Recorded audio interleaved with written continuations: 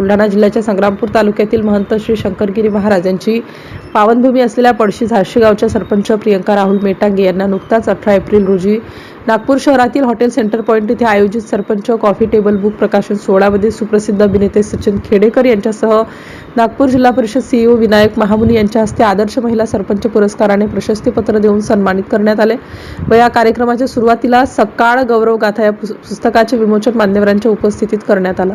आपल्या सरपंच पदाच्या कार्यकाळात सरपंच सौ प्रियंका राहुल मेटांगे यांनी गावातील प्रत्येक घटकाला दिलेल्या न्यायाबद्दल यांचा या ठिकाणी विशेष सन्मान करण्यात आला। यापूर्वी सुद्धा त्यांना विविध ठिकाणी पुरस्कार देऊन सन्मानित करण्यात आलाय। MCN न्यूज मराठी करिता रवींद्र शिरस्कार, पळशी झारशी।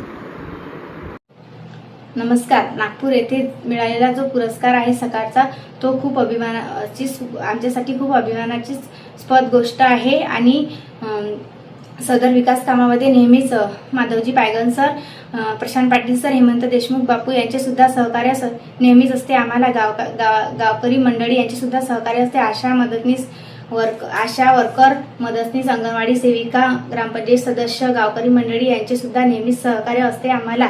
आणि हा जो पुरस्कार मिळाला आहे सकाळचा तो मी गावकऱ्यांच्या चरणी अर्पण करते। धन्यवाद।